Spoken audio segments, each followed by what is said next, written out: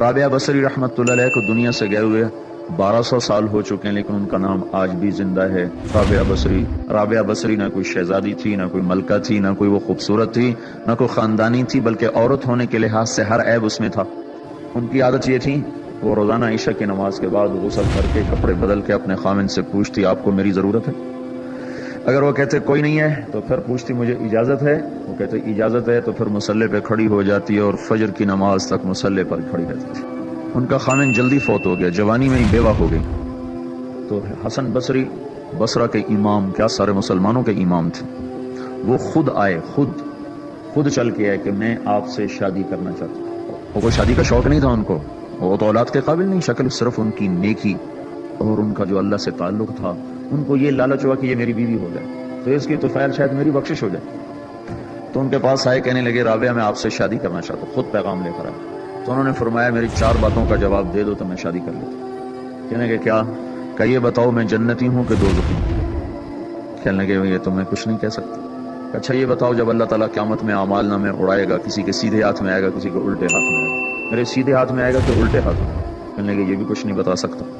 کہنے لگے اچھا یہ بتاؤ جب اللہ نیکیوں کو تولے گا، کسی کی نیکیاں بڑھ جائیں گی، کسی کے گناہ بڑھ جائیں گے، میرے گناہ زیادہ ہوں گے نیکیاں زیادہ ہوں گی؟ کہ یہ بھی نہیں بتا سکتا۔ اچھا یہ بتاؤ جب لوگ پل صراط سے گزریں گے، کوئی پار نکل جائیں گے، کوئی نیچے گر جائیں گے، تو میں پار نکلوں گی کہ دوزخ میں گروں گی؟ کہنے لگے یہ بھی میں نہیں بتا سکتا۔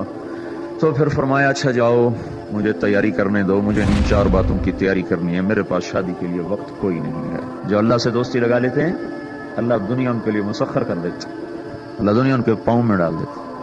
تو جب ان کا انتقال ہوا، رات کو ان کا انتقال، تو اپنی خادمہ سے کہا بس 2-4 آدمی بلا کے مجھے جلدی سے دفن کر دو، کسی کو نہ بتاؤ، صبح لوگوں کو بتا دینا، اور مجھے کفن دینا میری اس چادر میں جس میں تہجد پڑھا کرتی تھی۔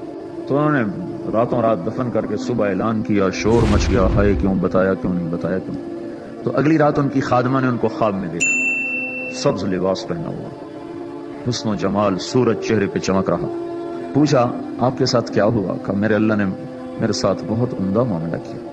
کہا آپ کی وہ چادر کہاں گئی جس میں آپ کو کفن دیا تھا؟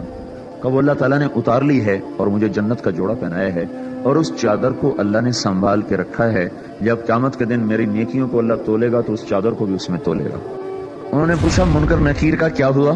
کہا وہ آئے تھے تو انہوں نے مجھ سے کہا من رب کی، تیرا رب کون ہے، تیرا رب کون ہے؟ تو میں نے منکر نکیر سے کہا جس اللہ کو 40 سال نہیں بھلایا اس کو 4 ہاتھ زمین کے نیچے آ کر میں بھول جاؤں گی؟ کہ جس رب کو 40 سال میں نہ بھلا سکی اس کو 4 ہاتھ زمین کے نیچے آ کر میں بھول جاؤں گی؟ تو منکر نکیر نے کہا اب اس کا آگے کیا حساب لینا، چلو بھائی واپس چلو۔